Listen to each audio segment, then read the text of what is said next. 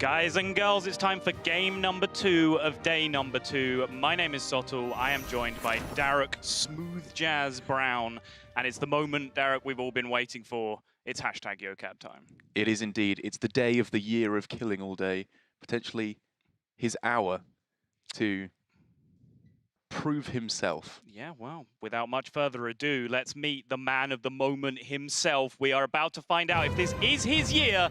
It's killing all day. This fantastic looking aggro lineup could actually finally be the year of killing all day. And his opponent, Chinese call him Lee God. It is Lee. The single highest HCT point earner from last year in China. It looks like he could finally be on the cusp of greatness.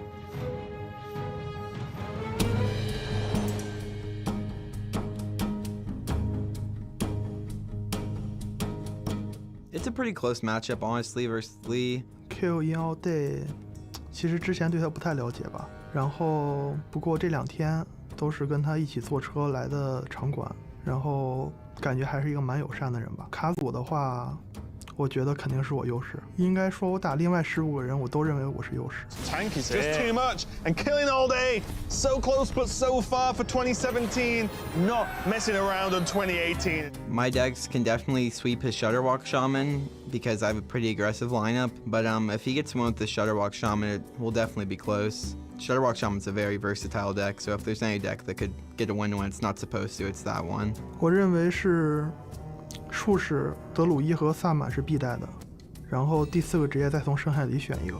先把自己逃离大哥加火火的斩杀线。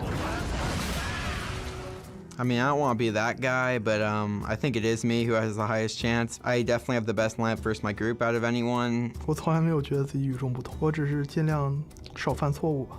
然后我觉得最有可能在这次夏季赛中夺冠的是我。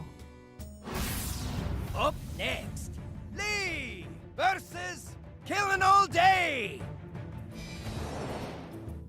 I will definitely take the Summer Championship, says Lee, and that level of confidence is not unjustified. He's a player that most of you out there won't have heard a great deal about, but he does have the reputation to back all this up. But before we get into really breaking down these players, we do want to take a quick look at the deck lists. Of course, you can see the bans there. Both of the token druids are going to bite the dust, Derek, so we're not going to be seeing any of those 20-turn potential. Do you fatigue them? Do you play your cards? How on earth do you play that mirror? We don't have to worry about it. What does the rest of the lineup look like? Well, from killing all day, it's the lineup we've been hyping up constantly so far at the Summer Champs. It's the most aggressive lineup, along with Turner, that we see from any of the players, and he is looking to be in a fantastic spot. And Leaoh, as we saw, going with the Shutterwalk Shaman instead of the Even Shaman, as killing all day correctly mentioned, could be his weak point. Yeah, that's definitely the deck with the bullseye on it as far as killinallday is concerned. But as Killin himself quite rightly pointed out, Shutterwalk is a very strong and very versatile deck. There is a portion of cards that is very anti-aggro certified in the deck. So if you can find those, that potentially aggressive strategy does fall apart relatively quickly. That's exactly right. But for Killing here, not necessarily an aggressive deck, but one that can get the game going very quickly. Mountain Giant already there in hand for Killing to go down on turn 4 and pretty much just test Lee. Does he have the ability to deal with that one Mountain Giant? Because if not, it's going to be, you know, stalling with Saronite Chain Gangs, pretty mediocre cards and game plan if he can't find that Hex. Yeah, and there's something that I've seen a little bit of debate about, and that's keeping Glacial Shard in this matchup, because when the Mountain Giant comes down, obviously it heals you for 8 on that one turn. Yeah. Where you drop the Shard, and then you can potentially just, I'll put it on the later base. I will try and deal with it next turn, but it's going to start connecting for 8 if you don't find those more important removal options, the Hex and the Volcano, to be able to take care of them. That's exactly right, and it's not even a foolproof plan as Lee does find the Glacial Shard. There are 2 Spellbreakers in your opponent's deck, and there aren't all too many cards they want to use it against in the Shutterwalk Shaman, so silencing your own Mountain Giant for 8 damage feels absolutely fantastic. Derek, what do you think about this lineup from killinallday, and most importantly, the ban strategy? Because, you know, we were rejoicing that the Druids were banned, but even Warlock itself is kind of known as a pretty good anti-aggro deck, right? Just because of the presence of Defile and everything else that you can throw out, punishing your opponent for pushing damage. He's left the Warlock up from Lee. I think the big difference there is that Lee is actually going with the Q block rather than the even Warlock, which while traditionally has been a very strong anti-aggro deck, the nerfs to it in precisely Possessed, Lackey and Dark Pack have made it very vulnerable to some of the strategies like Even Shaman and Odd Paladin, where you can just swarm the board and you can't get out a Void Lord quickly enough. And because the vast majority of Killin's decks are vulnerable to pretty much specifically spreading Plague, it makes a lot of sense for me just to get rid of that Druid, because it can do some crazy things. So Killin just tapping away now, but this Mana Tide on board probably requires something to contest it. But now with the tap into the Doomsayer, he actually has a couple of different ways to try and do it. Acidic Swampoos would just be vulnerable, I guess, to just Lightning Bolt type options from Lee, and that's why he chooses to go with Doomsayer as a more stable option. Yeah, I think there would be many plays that Lee would be very happy with to protect the Mana Tide token. But there, as you said, a reduced cost Acolyte of Pain that can just be thrown down on the same turn as a Volcano. Say, with a no Volcano mana in hand already, that's so absurd. Sorry, what? Again, this synchronicity is just getting to me. How are we just going to use the same word like that, Derek? I mean, there's only one way to describe it. That is absurd. A Volcano absurd, that draws you 3 cards in the meanwhile. We're just carrying on TJ and Admirable's bit from about 5 minutes ago, where they were just repeating each other. I think that's the only reasonable explanation. I think it is the only reasonable explanation. I wonder. We're creating a dynamic now where I'm just afraid to talk because of where it's going to go, which is just not a good situation for a caster to be in. So let's point out the obvious and say that drawing Hex off the top as your opponent has just slammed a Mountain Giant is a pretty good news. But with that Acolyte Volcano plan in Lee's eyes for the coming turns, does he need to Hex this Giant? Can he just rely on being able to potentially Volcano it on the following turn? Does he need to dump cards out of his hand to try and move towards that position? I mean, I absolutely love the hesitation because, like you say, there are a multitude of plays here. We could see Glacial Shard Acolyte of Pain to potentially gear up to draw 6 cards on the following turn with Volcano, which would probably be a little bit overkill at that point, but double Doomsayer would not have been ridiculous, as you said, to set up for the Volcano. I think the main reason to not go for Doomsayer there is you have to be very careful with just throwing out Doomsayers to be silenced, because then all of a sudden your Volcano does 7 less damage to opposing minions. So just guaranteeing that he will be able to deal with something like another Mountain Giant or a Twilight Drake, in addition to drawing cards off this Acolyte, feels like a very nice middle-of-the-road play for Lee. So with 7 cards in hand right now, Lee will draw up to 8 on the following turn, meaning he can't just rip a Volcano on the following turn, because he will risk overdrawing. He will go down to 7 with the Volcano, and then up to 10 with the 3 Acolyte draws, and then burn his next card on the follow-up. To be honest, it doesn't really look like he wants to go for a Volcano here, because we have been saying, you know, that he wants to go for Acolyte Volcano every time, but this is not a matchup where you have absolute liberty to use your removal cards purely as card draw. Like in the mirror match, generally you're just trying to maximize your card draw as much as possible, but we can see already Killin has the ability to put some serious pressure onto the board, so saving this Volcano for removal as well as card draw is pretty pivotal, and I think Lee has realized that. Yeah, I definitely agree it was not a good board to be committing a very valuable removal in Volcano to the situation. But I do want to just add a slight caveat where if you can turbo through your deck against a deck that's capable of presenting threats to you, you kind of by proxy have to then deal with less threats from your opponent. That's a fair point. Because you're drawing through your deck and just getting there quicker. But completely agree, it would have been a big overreaction in that position to even think about throwing. And I think if it was a turn or 2 later, then Lee would think much more carefully about going for, you know, using his removal very liberally, because it's around turn 7 and 8. The Warlock generally starts to slow down a bit. We can see the best threat that Killin can throw out here is not bad at all in the Dread Infernal, but nothing like the Mountain Giants he was throwing down a couple turns ago. But you gave a very slight to that Hemet, which was just picked up by Lee. That looks pretty good to me here. Yeah, contests the board nicely. It gets him into a decent position. He already has a Healing Rain in hand, which is quite often the most valuable card that you end up detonating with Hemet. So it seems pretty secure. And this is, again, something we didn't really mention beforehand. It's another reason to hold back some of your big card draw options. because you can just end up blowing up a lot of those dead cards with Hemet anyway, and then draw from your deck after the Hemet, which is just on average way more valuable to you than, you know, drawing cards you might not need in the matchup. Absolutely. And taking a quick look at the deck list for Lee, some of the cards that you can also end up discarding that can be very valuable in this matchup when you play Hemet. Zola, while not in the deck for Lee, is often a very important card, but Murmuring Elemental that we see in his deck, giving him a 100% chance to get a 1-mana Shudderwock back to the hand, has now been destroyed. So there's always that fail chance that you have with Shudderwock. It can just activate in the wrong order, but thankfully against Warlock, when you're against an even Warlock, they don't really have the removal to deal with like 3 or 4 6/6s on the board, so even if it doesn't activate, you're usually just going to win anyway. Yeah, I think this is one of the very first evolutions of this deck. It was, you know, everyone freaked out when they first saw Shudderwock on the reveal stream, right? It was like, this is the most broken card that's ever going to exist. Then we tried to play with it for about a week, and then everyone decided it was terrible and unplayable and just not good enough. And suddenly the deck got refined, and we're somewhere in the middle, where it's just a nice deck in the metagame that has good and bad matchups. But one of the first innovations, I think, was just realizing that you don't have to go for that guaranteed win condition all the time.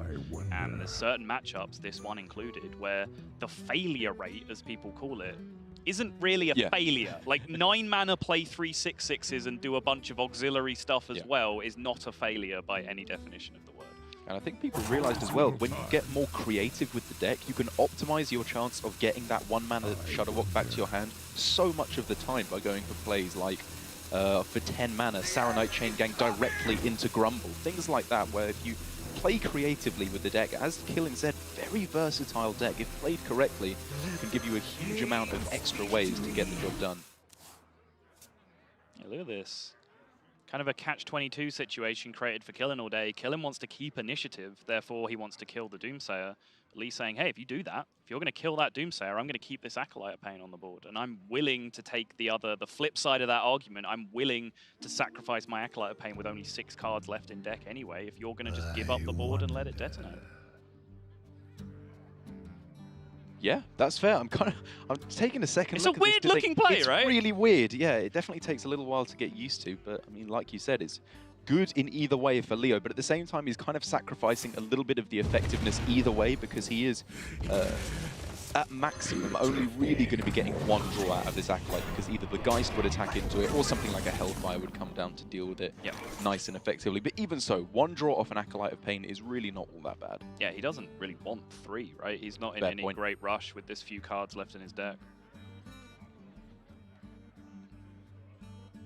And now only 4 cards left in the deck. He just needs to find the Grumble, a couple of Chain Gangs knocking about in there as well, and he is absolutely sitting pretty. Yep. I like that Lee's initial instinct here is Volcano. Obviously, this isn't a max value Volcano. There's 10 on the board. But one of the crucial things that you do have to look out for is if you wait too long with Volcano, it becomes uncastable.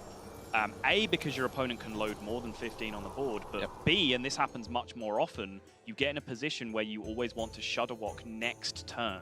So therefore, if you haven't used your Volcano, you never get to use it because you can't immediately follow up with your Shudderwock turn. So just use it for decent value somewhere in the game.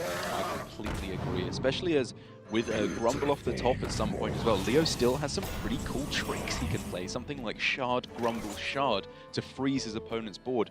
Does, at least in the immediate, pretty much the same job as Volcano. It's going to stop them from doing any damage to your face, which is all Leaoh needs to do, because 3 turns down the line, once he's played all his Battlecry minions, he can just win the game. Shudderwock will not lose once he plays it.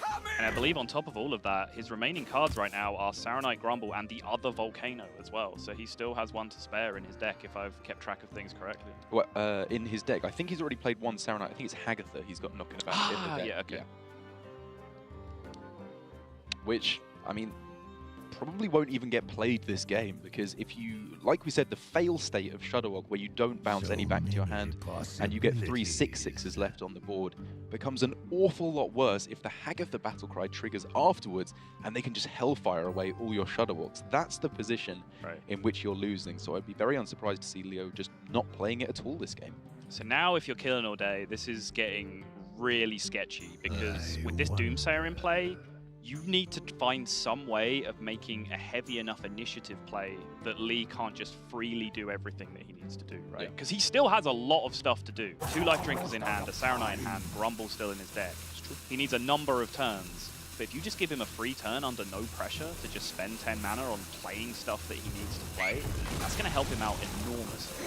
And Killen absolutely realizes that, keeping up the pressure as much as possible. He's doing everything in his power here just to try and give him a chance at lethal, but I think he has to realize at this point it's just so unlikely to happen. He needs to bank on, as we said, the Shudderwalk not activating and bouncing a card back to the hand, but then also finding a situation where he can actually deal with those six sixes left on the board when he's only at 19 health. So you mentioned earlier the Saronite Grumble setup. Is that something that's still in Lee's mind? Does he want to hold on to that Saronite for the 10 mana turn when he has the 50-50 on Grumble next turn? Or is he willing to just play one out now with a Life Drinker? It's definitely something to consider very heavily, because with no Zola Battlecry in the pool that Shudderwalk will be activating, you have, what, a 33% chance to just get it in the wrong order. Yeah. So it's just whether he thinks he can play greedily enough, and he clearly thinks that that is the case. He's at so much health at the moment, and with a Healing Rain there as well. Yeah, I think this is a pretty spot-on play. I think at worst with this line, he can go Saronite Grumble, and then even if he's rushed into it, he can play one more Saronite, then Shudderwalk, right? When he's pushed to be able to do it. And that's worst case scenario if he's being forced to Shudderwalk. Killen finally able to actually push forward a board that is pretty scary, and I think he's realized this is the opportunity where he can exploit a weakness. There has only been one Saronite played so far, no Grumble. He can put his opponent on -1 card left in the deck, exactly what his opponent's hand is pretty much. So many Trading doesn't really leave you less vulnerable to Hagatha, right? Because the 2/4 is being very annoying in terms of Hagatha breakpoints. I mean, it's just better to go face against Hagatha. Yeah, I think so. I must feed now. He's probably thinking about the potential for Lightning Storm being the card that wasn't destroyed in the Healing Rain. Maybe something like that, but even then... It's a good shout. Definitely some caster vision going on here. You forget that there is concealed information as to which cards have been destroyed. I'm almost out of cards. There's the Volcano Grumble, the final card in the deck, which is a little bit annoying there for Lee. But even so, he's done such a good job of keeping his health total nice and high. Even though he used a Healing Rain for only like 5 or 6 health a few turns ago, still put himself in a situation where he should be able to go for Chain Gang into Grumble on the following turn. If he is thinking about that Healing Rain potentially being a Lightning Storm, he is still vulnerable to Storm Volcano here. Once the 3/3 and the Homunculus trade with each other, I believe there's 25 health of stats left on the board, which means even if a Storm fully low rolled 5 times, it would be exactly 15.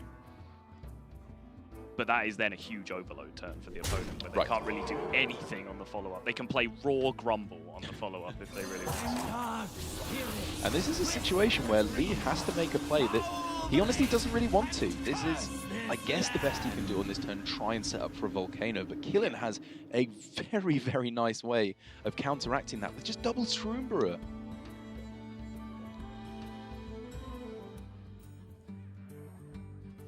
Then all of a sudden, Lee is probably being forced into going for Grumble and then Saronite Chain Gang instead, just to stay alive on board. This is a huge amount of pressure.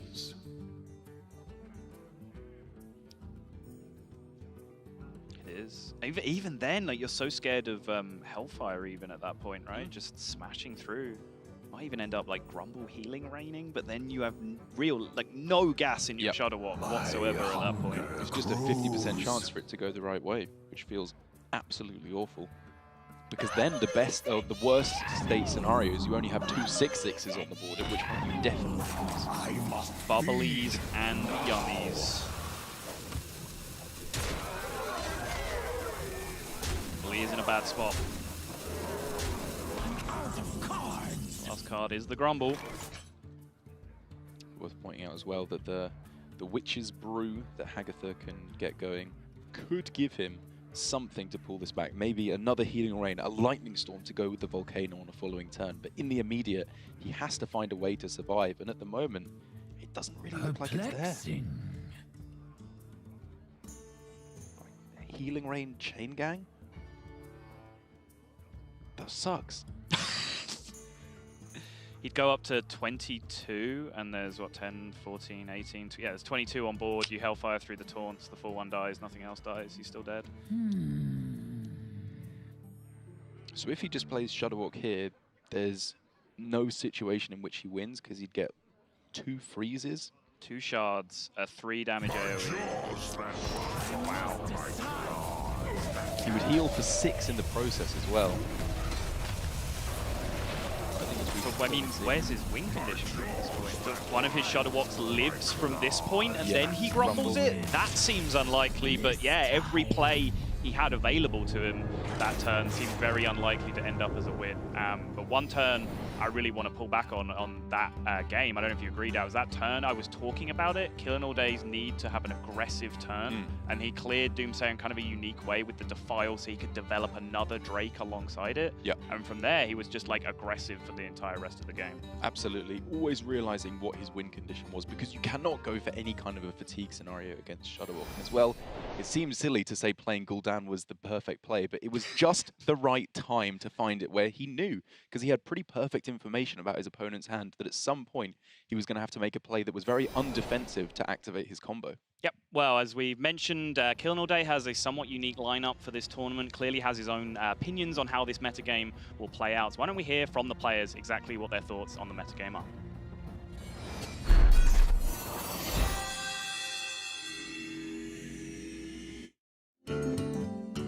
我认为是术士、德鲁伊和萨满是必带的，然后第4个职业再从生海里选一个。感觉这个卡组应该会被主流卡组淘汰吧。比如说像德鲁伊这种，就是有鲜明的特点，而且很全面的卡组，就是不管什么样的德鲁伊，都很好。然后像基数奇这种，他带上了一些很弱的卡，就是在这种卡池比较浅的环境，被迫带了很多很弱的卡，这种卡组迟早会被淘汰。如果随着卡池的加深的话，我觉得没有卡组是另外6个职业没有哪个职业能做到这一点吧。然后如果说未来的流行的话，可能还是盗贼吧，因为毕竟我觉得盗贼不够强，但是在这次比赛里头已经是第4多的职业了，所以可能其他人都觉得盗贼很厉害吧。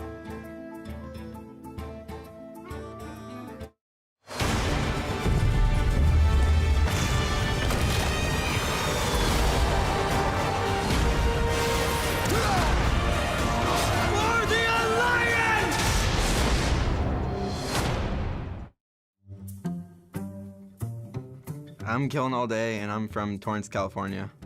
My name's definitely cooler than Blood Trails. I think I have the best name in this competition, hands down. Yeah, I think Dog has a good username because it's so simple, and I respect Dog as a username, and as a player, of course, and as a streamer, I guess, and as a human being too. Dog's pretty cool. What's something interesting about you that other people might not know? Can we come back to this? I'm not interesting. I'm really happy I have people following me and wanting me to win. To win this tournament would just be fulfilling all the hard work I've put in for the last couple of years. 3 years with no wins. I mean, you gotta start thinking you suck. Honestly, I thought I sucked for a while. I'm just happy my parents don't think I suck anymore. They're really excited for me because they've all been following me for like years now, playing competitively, but I've never really won anything like this before, so they're like, wow, you finally did it.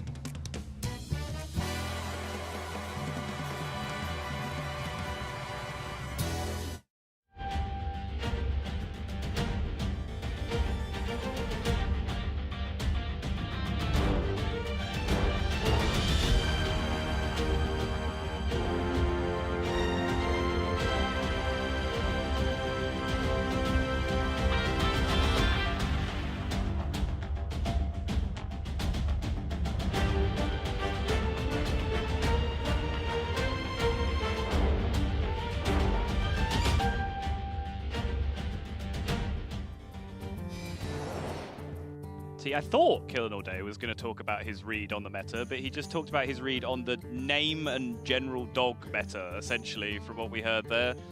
Yeah, I mean, it's good he respects him as a human. Yeah. And a player. Right. But it's more important to respect him as a dog, right? Oh, yeah. It doesn't really make any sense when you think about it. As long as you don't think about it, though.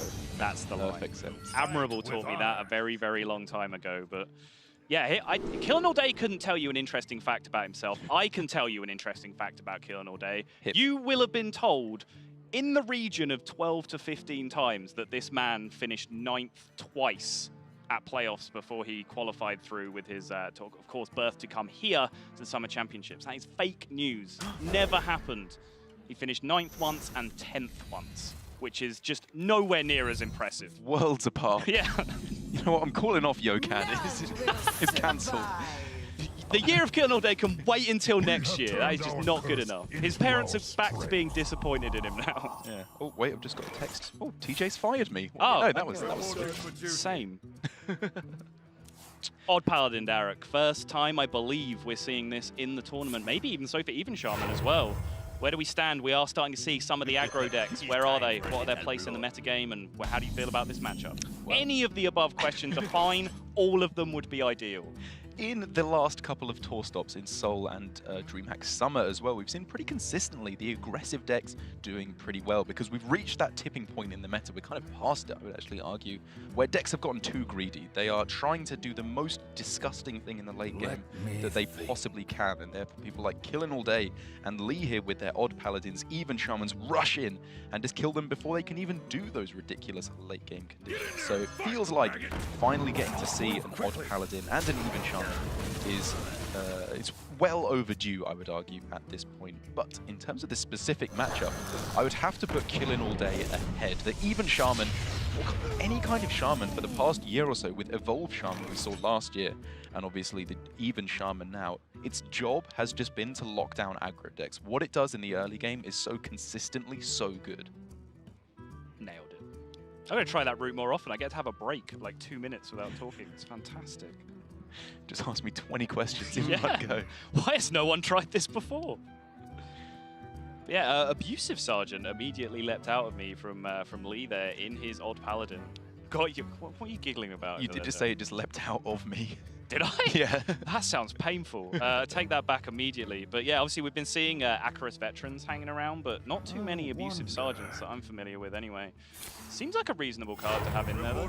Yeah, he's got a couple of interesting twists on the traditional deck list of Odd Paladin, I suppose, with only one Diamol on the 1-drop slot and an adaptation thrown in there, as well as double Abusive Sergeant. Clearly going all in on the fact the buffs in this deck are actually really powerful. If you can go for Argent Squire into Blessing of Might or plus attack, +1/+1 from adaptation, that's a pretty good starting hand to punish those control decks, because he's clearly bringing this aggressive lineup to punish decks that are uninteractive in the early game. Yes. And do want to just give a little bit more background on Lee, because he has an incredibly impressive resume, both just in statistics and in his standing in the Chinese scene. He was actually the #1 points earner in China last year, but because of the unique way that the China qualifiers function, that's not a guaranteed last call qualification like we have in Europe, APAC, and Americas. So he then had to play the last call tournament to come through here, and then was 2nd place in that as well to Omega Zero, who eventually ended up coming.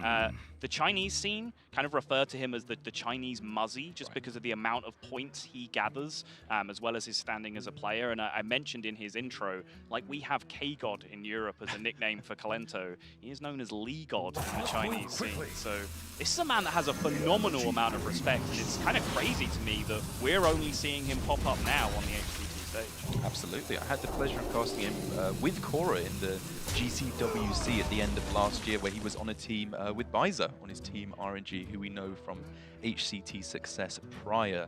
And I feel like with him and Kylins and Bizer on the team, he was really what felt like the anchor of the team. Definitely, from what we saw from all of them, the strongest play, in my personal opinion, came from Lee. So he's well overdue, I would argue, to get some more of that global recognition, because he is so well known and respected internally within the Chinese scene. Yeah, I believe they ended up 3rd place in that tournament. Yeah, so again, another huge showing. He's had solo Gold Series finishes in 2nd and 3rd as well, which are enormous open tournaments in China. And yeah, on top of all that, he said he was anchoring that Gold Club World Championship team. He's also anchoring the HGG team for China.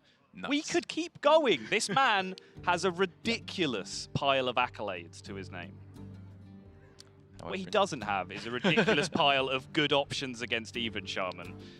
You may have noticed, if you're familiar with the intricacies of Hearthstone casting, games can be over in Hearthstone quite early on. At that point, casters try and find something else to talk about. And I think we've done a stellar job.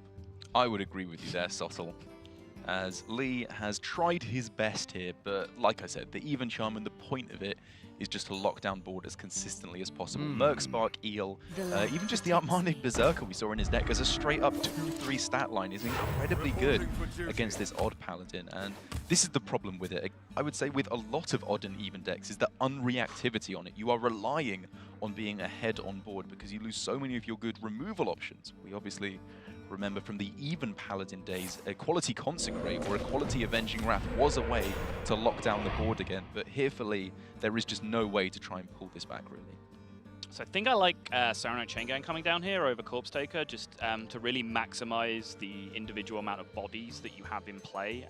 One of the ways that Lee can gradually grind his way back into this game is if killinallday invests big mana into individual threats, and then Lee just dumps 4 or 5 tokens on the board and can then leverage with a buff afterwards. So I'd like to see killinallday keep his board as wide as possible with the Saronite on the left hand side of this Direwolf. Obviously Corpse Taker has merit as well. It's incredibly aggressive, and killinallday seems to think that I'm an idiot. I mean, like you said in the game prior, where you were talking about drawing through your deck and finishing the game quicker can kind of alleviate threats from your opponent. And it's obviously not a direct comparison, but for killinallday, going aggressive, closing out the game quicker, he's clearly thinking, I won't have to deal with my opponent's board because I'll be on the aggressive so much that they have to catch up afterwards. That's a great point. But we've been giving you some background on Lee, but what better way to learn about him than a few words from the man himself? I think Warlock, Druid, and Shaman are the 3 must-have classes. For my 4th, I picked a flexible class, so I can target any opponent.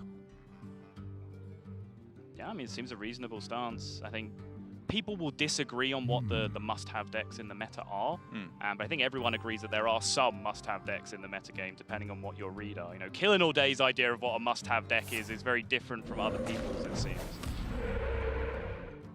And even then, I would argue this is one of the metas where there is the least necessity to bring a certain deck, as once again, this is the first championship, I believe, where every class is represented, but no class is represented by 100% as people. As Leaoh gets the worst hand I think I've ever seen. Oh, it's getting worse. And we're starting to see the way he's constructing his deck showing how weak it is in this matchup, because obviously a whole bunch more 1-drops and double Divine Favor, as I mentioned, is to punish those decks that don't react in the early game. You throw out your entire hand right at the start, and against the control mages, the taunt druids, whatever, that have a whole bunch of cards in hand, you draw back up with Divine Favor and kill them after that. But against another relatively aggressive deck, double Divine Favor feels so weak. And I love this from Killen, just ramping up the aggression as much as possible. He's just turning the screw now. I was about to say, from Lee's perspective, that Vine Cleaver can be a route back into the game because there's so much value and so much swing in terms of killing your opponent's minions, replacing them with your own. killinallday shut down any of that nonsense. Very similar to what we saw in Game 1. Recognized exactly the turn where he needed to go for the throat and just absolutely did so. He has indeed. As I mentioned before, no real reactivity for Leaoh. And Killen with his aggressive lineup, even against the person that he was not most favored against. This is not the matchup he's trying to target with some very strong play. Great deck selection, still looking to be in fantastic shape. Yeah, Killen scares me in terms of his lineup and as a human being. No, Because my pick for this tournament is Xiao-Ti. Xiao-Ti is favored against basically everyone in the tournament except for killinallday. Right. If they both win out, they're going to meet in grand finals. So unless Killin can like lose to an anti-aggro lineup or kind of a 50-50 lineup, he's going to be a terror for the most impressive player that we saw yesterday, which is Xiao-Ti. But are there any lineups that Killin is really scared of in this tournament? I mean, it feels to me it's pretty much only Race as the player who brought, I think, like the most anti-aggro lineup, with obviously the single copy of Taunt Quest Warrior that we see here in the tournament, but with Race already going down 0-1 against Viper, or against his opponent right at the start, it's looking to be like it could be Killin going all the way. That was kind of good. Kind of rhymes. killinallday can go all the way. I like it. You're welcome. Yeah. You're a poet. Well, before we regather our thoughts, we still have plenty more to learn about these two players. Why don't we take a moment to do that right now?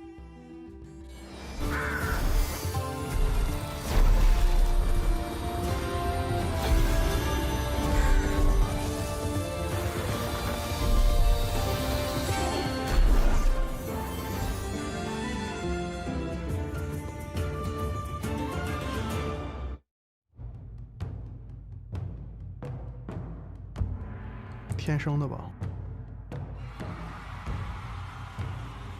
其实从一开始，我的目标一直就是冠军吧，然后最后也就是一步一步的做到了这一点。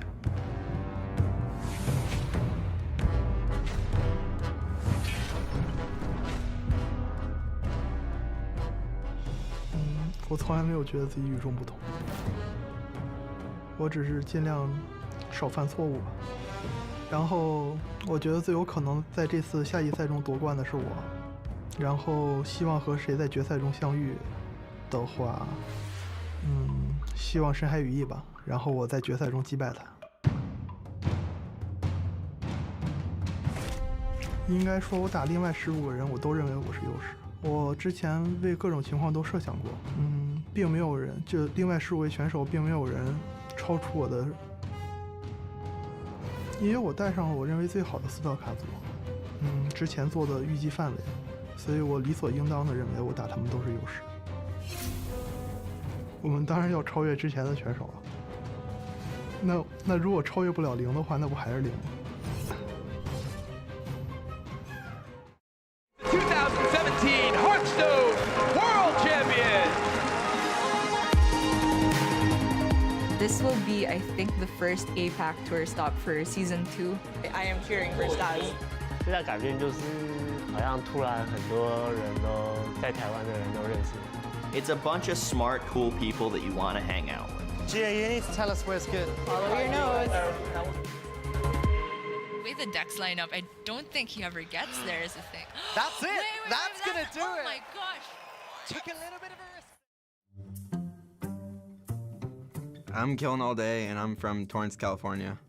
My name's definitely cooler than Blood Trails. I think I have the best name in this competition, hands down. Yeah, I think Dog has a good username because it's so simple, and I respect Dog as a username, and as a player, of course, and as a streamer, I guess, and as a human being too. Dog's pretty cool. What's something interesting about you that other people might not know? Can we come back to this? I'm not interesting. I'm really happy I have people following me and wanting me to win. To win this tournament would just be fulfilling all the hard work I've put in for the last couple of years. 3 years with no wins. I mean, you gotta start thinking you suck. Honestly, I thought I sucked for a while.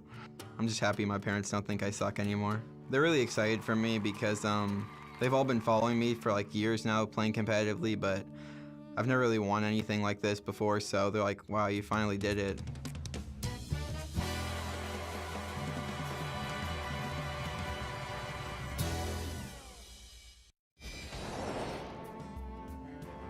So nice, we watched it twice. You can see why Killin is such a popular guy, right? He just comes off as a very likable, very chill kind of dude. You know, kind of removed from both some of the overly stoic personalities that we see and some of the huge abrasive personalities that we see in Hearthstone as well. Killin just seems like a nice guy to hang out with. He does indeed, and he's got some of those significant factors that seem to make people stick or become strong personalities in Hearthstone, with his signature deck in Quest Rogue that he was so strong with qualifying through with playoffs. It finally took a second nerf to the deck for him to finally stop playing it and go with this all-aggressive lineup, as we see with his odd paladin that he's going with right here. Oh, he still wanted to play it. This is one of the first things when we sat down and interviewed Killin. We asked, you know, Quest Rogue, ? Essentially. That was all the context that question needed. And he said, yeah, I basically just had to rule it out straight away, because if I even allowed myself to test it, I would want to play it and then bring it to the tournament, because I would have a good win rate with it. It's just going to happen, but then it could still just let me down against stronger players. So he actually ruled it out of testing to make sure that he didn't end up breaking it. And the thing is, it probably wouldn't have been that bad. It might have been okay. It would actually have been pretty good, I reckon, yeah. But then we move into the timeline where Turner is the most favoured player in the tournament, right? killinallday ends up with like a Quest Rogue lineup. The alternate dark timeline. Yeah. Well, what are you trying to say? Turner winning is it's a dark Yokad. timeline? Come on, okay. mate. All right, fair enough. You know what I'm trying to say. Are you Team Viper? Is that what you're trying to say? 100%. Okay. All the way.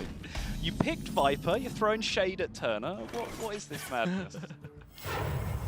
The drama's real, don't believe them.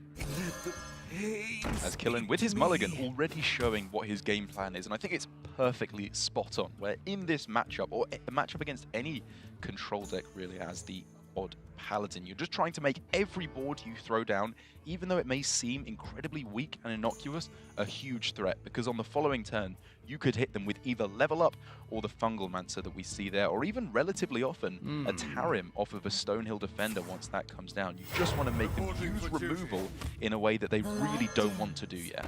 Yeah, and you saw there on the right-hand side some of the tech cards or flex spots or, you know, choice inclusions, however you want to put it, in killinallday's Odd Paladin. We were talking a little bit in particular about the Boisterous Bard, which is probably the most unusual card. How are you feeling about that? Well, I mean, it feels like in this matchup against another relatively aggressive lineup from Lee, it could be fantastic. Just that small difference in health totals on your minions to allow you to value trade can give you that snowballing effect to lead to a victory. Because again, this Odd Paladin, when it's ahead, it does a fantastic job of staying ahead. Sure does. Farsight onto a Grumble, though. That is a big card to be able to accelerate here. That allows you to do some very, very degenerate things very quickly if you're able to pick up Saturday Chain Gangs and the like later on. You can get huge plays off with those, and it just accelerates your eventual Shudderwock win condition quite significantly. But right now, Lee needs to be more concerned, really, with the best card in his hand right now is that Wild Pyromancer on the left-hand side. He needs to be able to answer this board state before the level up or the Fungal Mancer comes down and makes that Pyromancer a real non-factor. And he absolutely wants to. If he picks up any spell he can play to activate it going into his opponent's turn 5, he will, because that is just simply the power turn. As you mentioned, Fungal Mancer and Level Up, both with the ability to pretty much lock out the game in his favor unless the Volcano can come in to clean up that whole big mess. killinallday, full disrespect, all face, not trading with the Acolyte. And Lee, with that Pyromancer in his deck, does actually have quite a spell-light build. Often when the Pyro's in there, you see things like Zap, maybe double Earthshock, double Lightning Bolt, you know, 4 or 5 spells sometimes that cost 1 or less. But he's just playing 2. 1 Lightning Bolt and 1 Earthshock to go alongside that Pyromancer, and that might be something that he's suffering for right now. But there is a Lightning Storm draw off the top, which has solved just about all of his problems in this spot. This is pretty blooming fortunate for Lee with the single copy of Lightning Storm he's got in his deck as well. This is clearly not an anti-aggro build of the deck. As you mentioned, we see from some players with double Wild Pyro as well, because this is kind of a weird hybrid version of the deck where, you know, it's not the Keleseth version we see that just goes for Keleseth and Hemet, and it's not the all-out on Wild Pyromancer with Acolytes version that we see either. It's an interesting middle-of-the-road version, but it looks like for the moment here, it's going to be keeping him alive. Yep, and that Storm, when I say it solves all his problems, it gives him so much flexibility because with that Pyromancer in hand, I love this play because even if the level up were to come down, he has Pyromancer Lightning Storm on the following turn for a full sweep. So he can actually force killinallday to commit one of his big bombs and then deal with it. Instead of just playing the cat and mouse game of, are you going to use it for the whole game? He can just get it dealt with.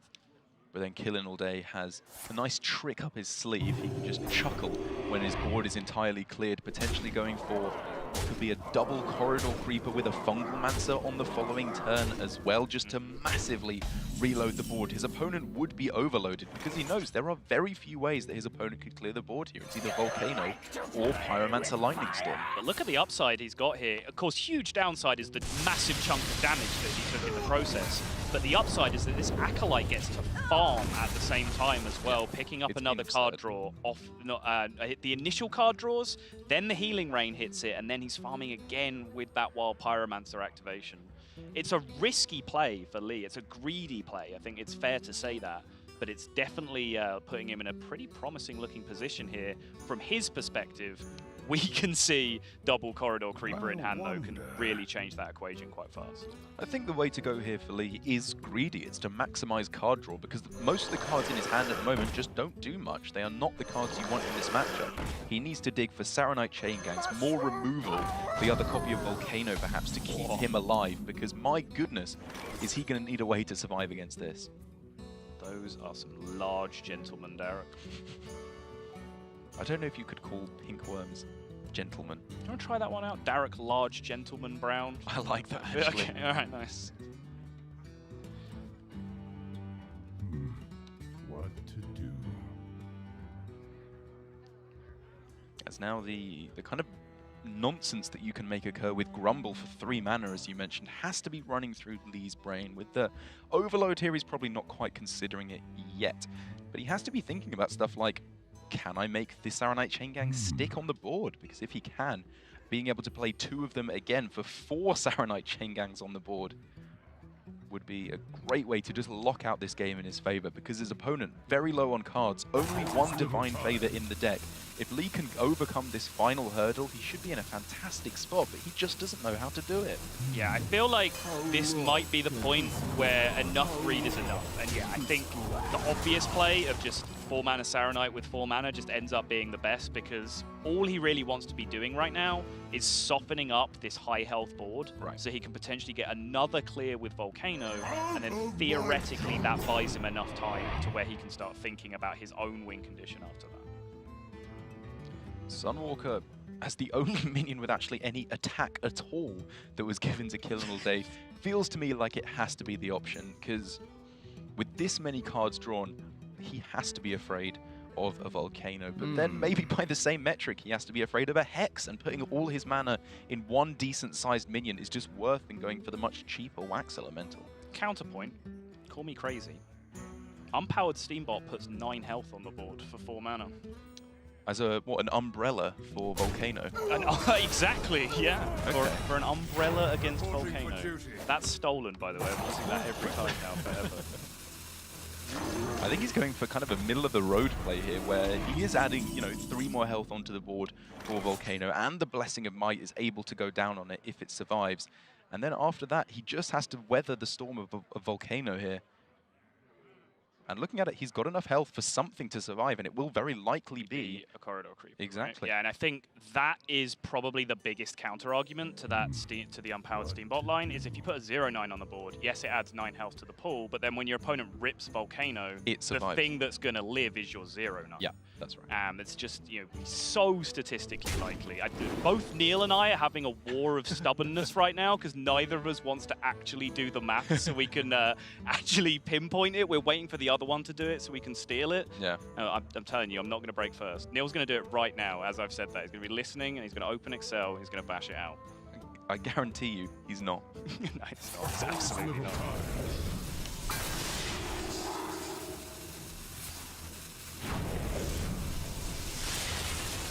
Has he found enough health removal off the board here? See, Earthshocked, he threw out a bolt, and then he dropped the Volcano. I mean, even if he hasn't, which he is 1 health off of, this is so good enough for him. Killin has to just go for Blessing of Might, Acro Spectrum, all in on the aggro strategy, at which point a single taunt, a single health gain would pretty much lock him out of the game. He looks like he is all in on this one absolute final push, unless, as an addendum I have to add on, he can find Divine Favor. Yes, and Killin only plays one copy of Divine Favor, right? In his version, we saw 2 from Lee. So yeah, I think this is a common theme, right? We talked about how this isn't an anti-aggro build from Lee. It's not an anti-aggro build in the Paladin either. Right. It doesn't really seem like he's had aggro in mind while he's been building his decks. He's built them quite greedy. You know, he has that ultimate infinite win condition in his Shudderwock deck with the Murmuring version. He has very little AoE with his Wild Pyromancer. He has double Divine Favor in his Paladin, and he's just run first game into aggro boy himself, Mr. killinallday. He has indeed. It's not the worst lineup to be going up against it, because the Druid did draw out a ban, which is pretty nice for him, because that's such a strong anti-board aggro deck. Maybe not necessarily so much against the likes of Odd Rogue. And the Q block, while I did mention at the start it can be very vulnerable to aggro strategies, it's far from the worst. There's obviously some very strong anti-aggro tools knocking about in there. Again, there was a turn where we didn't really talk too much about the options, because it seemed like it was always going to end up with a Volcano opponent out of cards. I guess the only little thread in the back of your mind would have potentially been, should I dump a lot of cards out of my hand? Because maybe the one card I lose to here is top deck Divine Favor.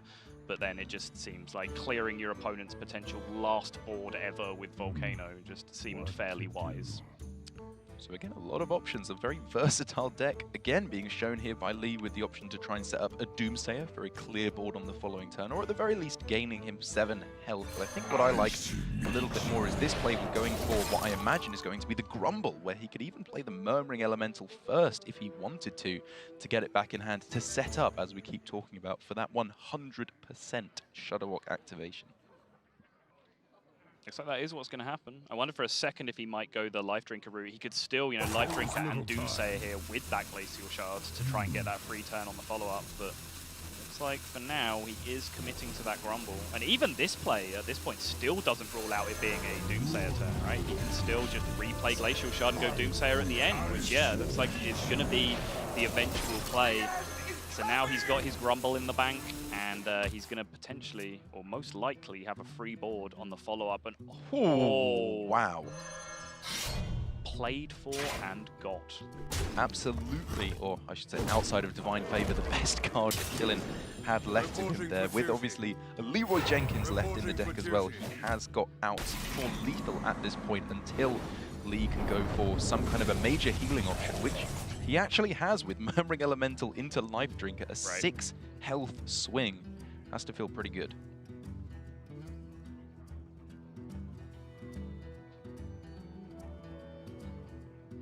But now, since he did go for the Doomsayer plan and not the Murmuring Elemental plan that you suggested, never mind. Forget that thought. 0 mana Gluttonous Ooze off the top gives Lee all the freedom he needs to play that Murmuring Elemental Life Drinker and be 100% safe from everything.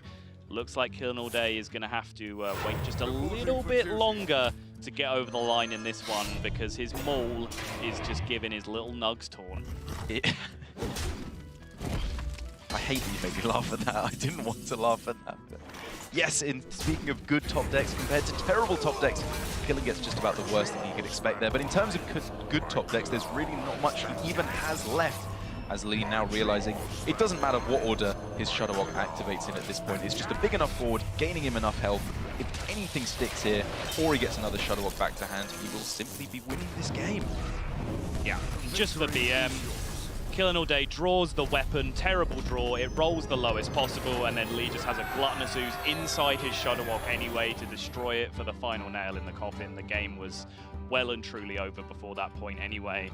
And Lee is showing he's got a little bit of life left in him yet, but how's his Paladin going to shape up against, oh sorry, how the remaining matchups in the series going to shape up that Lee still has to get through? I'm actually very excited to see how this goes out, because the mirror match should be, you know, obviously around a 50-50. There's a couple of tech cards, as we mentioned, like the Boisterous Bard, the single copy of Divine Favor that could definitely swing things back in Killin's favor.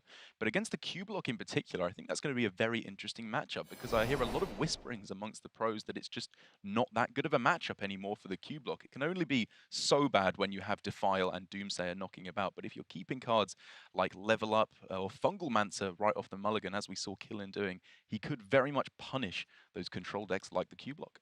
Yeah, well, you just saw a plethora of battle cries activate there for Lee as he took down that game. And we hear a little bit from the developers on what their favorite battle cries in Hearthstone are.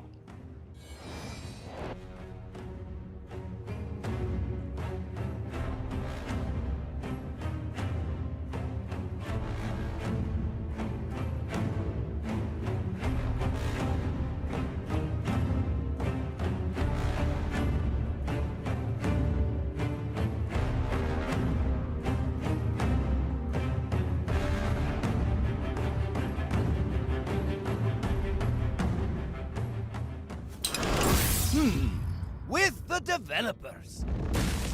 My battle cry upon coming into the room, it's hard to say what its effect would be in-game, but I'm sure it would probably ensue in some kind of 80s musical stinger. I think it'd just be like an exasperated sigh.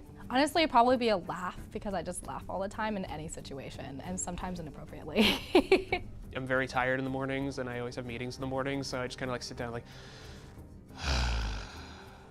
I'm pretty sure I would not have a battle cry, and I would have stealth, because that is what I do all day on accident, is accidentally startle people that I just wanted to talk to. Oh man, if I had my own battle cry, it would probably bring joy and a smile, put a smile on everyone's face. You just open the door and like dun dun dun dun dun dun dun, trumpets are thundering. It's like, who's? Oh, it's Josh again. Oh. If I were going to try and not startle people, then my battle cry would probably be, hey, can I talk to you real quick? I don't know if I'd have a voiceover. It'd be more of an aura where like you just enter the room and everyone just starts like laughing. If I had a battle cry whenever I walked into the room, it would be to transform the color of a random person in the room's hair. Just like that.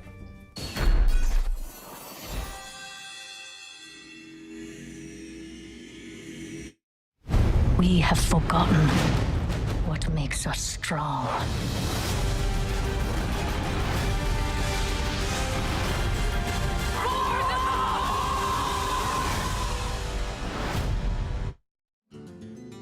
On this week's episode of Talkstone. Now it's time for the well-played moment, where we talk about our favorite plays. Our well-played moment has to be from HCT Seoul just a few weeks back. Taunt Druid versus Shudderwalk Shaman. Leaoh goes with a 2/4 Acolyte opinion that he had just drawn thanks to Prince Keliseth earlier on. Saiyan recognizes this, and he's like, well, I'm not really aggroing him down. He's drawn so many cards. I just got to go for it here. And so he swipes, and he naturalizes, and he puts more damage in the Acolyte. And everything seems to be going well. You know, the pieces are getting burned. Emmett was burned. I'm like, these are important cards. These are very important cards. But so I was like, everything still works. And then all of a sudden, well played. Boom! Shudderwalk just blows up. And Leaoh, you can see it in his face. It's like rage and fury. Like Leaoh, he's like, I'm done. I can't win. It's over. Just concedes. And it's like, it's just insane to watch. Kind of the perfect way to cap off that intense series with Leaoh burning the Shudderwalk. Game 5. How excited Admirable gets about people just getting wrecked. Like the amount of joy in his voice as he was explaining just the worst possible thing happening to a professional Hearthstone player whose livelihood depended on that moment. He's a kindred spirit. Yeah, exactly. I mean, he's just learning from experience. In terms of Leaoh and burning key cards in a deck, it's just goes together, hand in hand. Yeah, just water off a duck's back at this point. None will survive. And if I'm looking at this right, it seems we are going to be seeing the Paladin Mirror. Yes, we are. Bakus go off on both sides. And this is where one of those tech cards that we saw on the graphic earlier on, the Boisterous Bard for killinallday, can come in really, really clutch, because it was one of the very reasons why the card came into the deck in the first place. Odd Paladin at the start of Witchwood was so dominant. It was the most played deck by a mile. You were playing mirror matches at high legend and high ranks all the time. So people started to play Boisterous Bard in the deck. because then you have a board of 1/1s, you turn them into 1/2s, your opponent has a board of 1/1s, sold for X. It seems fairly straightforward at that point, right? Absolutely. As soon as you start value trading against Odd Paladin, you just win. We saw it with the Even Shaman in the first game of the series, I believe, and as Even Paladin back in the way. Generally, you were on the back foot from the get-go, but if you got a call to arms with a juggler or something and started trading your 2 and 3 health minions into their tokens, you pulled so far ahead. And here for Killin, it's a relatively similar concept to get things going. Double lost in the jungle on turn 1 might seem like an overcommittal of resources when he could have just gone for something like, hey, coin hero power. It still gets you 2 1/1s, but he realizes he has to seize initiative right now. And I think this is a fantastic way to get ahead on board. Yes. People who have heard me cast a lot are probably sick to death at this point right now, but basically every aggro mirror in the game right now, because essentially every aggro mirror has become homogenized by the lack of, you know, Leper Gnomes and strong charge minions to just be zoo clones. It's basically what every aggro deck is right now, right? Like you play minions, you build a board, and then you buff them up and you leverage. Because of that, when you play just about any aggro mirror in the game right now, it's just about having more bodies on the board than your opponent at any given time. That really is just the #1 thing you have to look out for. #2 thing you have to look out for. The #1 thing you have to look out for is playing a 0-mana corridor creeper on turn 2. That's actually much more important than everything I just said. Absolutely. Some things never truly change, even despite the 3-attack nerf we saw on Corridor Creeper a little while ago. Still so worth it in this deck because, like you said, you can just dump your hand out and get board control. It doesn't matter if you're running out of cards in your hand because you don't really need it. If you can dictate the trades, take a whole bunch of value trades in this matchup, you will pull ahead. And even with 2 of the worst draws in the deck for Killin with Leroy and Baku, he's still looking pretty good here, I would say. Void Ripper is probably not going to be much more than a 3/3 for 3 in this matchup. No, maybe it can get some value against the Corridor Creeper specifically. Like that's probably the only thing that it's going to be able to pick up against. But yeah, it's not looking great. But killinallday, Champion's Maul is really the only gas that he has left right now, but it is very good gas in and of itself. He got a nice roll. You know, killinallday will take this. He got the worst option in the previous series when he drew the Maul with the Taunt Maul in a matchup that he was dead and buried in anyway, and then a matchup where the extra 2 1/1s are perhaps the best option. He picks it up in a much more important position. Killinallday that will take that trade all day, every day. Absolutely. I think with his pretty aggressive start, with obviously, what, 6 tokens being made on turns 1 and 2, Divine Shield might have been a little bit better in this instance because it can just capitalize on his already very wide board, when Champion's Maul is kind of the one Maul that doesn't actually demand any kind of a board. It's just an individually good weapon. You see it, just a 3/3. Does just create slightly better trades on that 4/2 in the long run, but it's not going to be trading off anytime soon because the 1/1 and the Maul can just take care of the 3/3 and still leave the 4/2 uncontested for now. But then the raid leader can come into play, so you can start to see the 2-turn plan or so for Lee start to play out. Yeah, he just needs to find some kind of juice off the top. This raid leader at the moment, it's fine, but again, it demands a wide board. He needs some of those cards that are individually just good. And to be honest, there aren't many of them in the Odd Paladin deck. Again, you rely on being ahead on board due to your hero power, and therefore most of the minions and spells in your deck are to leverage and utilize the fact that you have such a big board already. And I love this from Killin as well. Look at the recognition. Full trades the board as opposed to leaving that 1/1 in play. He doesn't want to give Lee any kind of leverage from this position. No foothold on the board whatsoever. Make him start from scratch every single turn because he hasn't been able to do so far, right? He hasn't been having power plays that develop onto an empty board. So he's probably got buff cards and situational options in his hand. That's exactly right. And Killin is starting to realize that. He is obviously assuming the worst, I would imagine, in this scenario, thinking, like you said, level up in the hand. And as long as he's not met with something like a Vine Cleaver very quickly as the single highest value card in the deck, Killin is still looking pretty good. Just tempo raid leader. Is there anything sadder? Just a 3-mana 2/2 and say go. I think I'm starting to remember why that card has not seen much play throughout the history of Hearthstone. Right. Reporting for duty. And now Corridor Creeper number 2 for Killing All Day. And again, you can kind of see that dynamic I've been talking about, right? Like, Killen's not really valuing Raid Leader as a minion. He's just keeping the quantity down low, making sure there's an individual minion in play versus his 5. And of course, the consideration of Fungal Mancer and level up as well, meaning that killing multiple dudes is better than killing one bigger card. I think potentially the last thing we're going to need to see from Killing All Day to really, I think, just truly solidify that he's playing this match very well would potentially be just for him at some point, if he has the mana, throw out the Divine Favor, because he knows that his opponent has 2 copies in his deck. So if he just plays it for 0 cards, that's perfectly good just to deny his opponent an extra card. I don't anticipate it at this point, because he obviously has a Fungal Mancer, which looks a tremendous amount better on this turn. But realizing that that's never really going to get value when you have Leaoh and Baku in hand. That is a stellar piece of analysis, Derek, and it warmed my soul just a little bit. Thanks, bud. You'll make a happy man out of me one of these days. Did make it sound like I'm going to have to marry you there, have to be honest. That was intentional. Oh, right. Yeah. Oh, I guess that's a no. Jeez. Brilliant. This is now officially awkward. Mushroom power!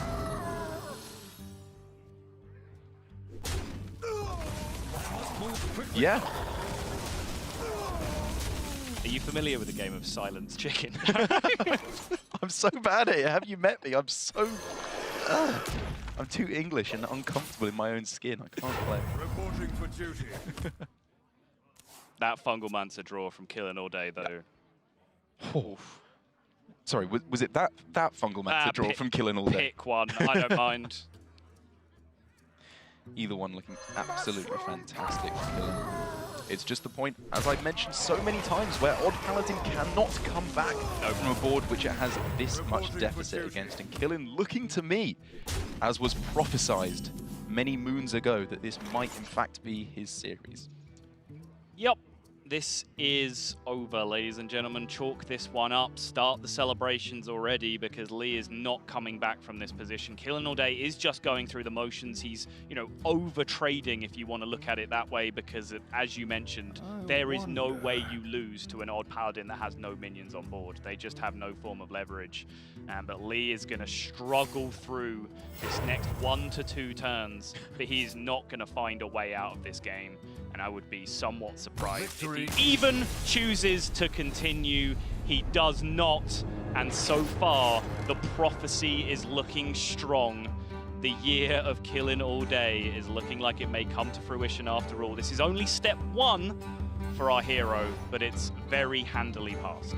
Absolutely, and this is exactly what I want to see. Obviously, the kind of meme is that he is massively lauded up as the greatest player of all time, but coming into this tournament, he was probably the highest statistical player in terms of chances just because of his lineup, and he played that very beautifully, I would say. Just strong play, nothing too fancy with his aggressive decks, but getting the job done very nicely. Well, the moment everyone has been waiting for, we can finally hear from the man himself. Killing All Day is hanging by with Cora. That's right. I'm joined by the People's Champ here, Killing All Day with his first victory of the tournament. The prophecy stands. Killing All Day. Man, it's got to be your year. We were backstage saying, oh, we jinxed him. There's no way he's going to win this. But you ran away with that series. It was relatively one-sided in a lot of those games. Were you nervous coming into that one, or did you feel like, you know what, it's just going to happen this time around? It has to. Yeah, I was feeling pretty confident just because of the way the deck's lined up, but I know he's a really good player, so I still concentrated and played my best. Well, it's everything that you absolutely have to do. And I know that, speaking of good players, you're on Endemic Esports. You work with players like Lead Paint and Tare, your teammates. Did you have a lot of help preparing for this tournament from players like them? Yeah, my teammates helped me a lot. They helped me with my decks and helped me learn my decks, and I'm really thankful to them in my organization. And then final question, I have to ask. Obviously, YoCad, it's a movement. You've got the Navi subs in the chat just spamming pictures of your face. It's madness. How does it feel to be the face of, gosh, I don't even know, so much that's going on right now. So many people out there are rooting for you. What's that like? It's just really nice knowing people are supporting me and they really just want me to win. So I'm really happy with that. You got to win for him. So many packs are relying on this man right here, but so far he's getting the job done. Will it be the year of Killin' All Day? We're going to see him playing a little bit later on today, but for right now, let's go ahead and throw it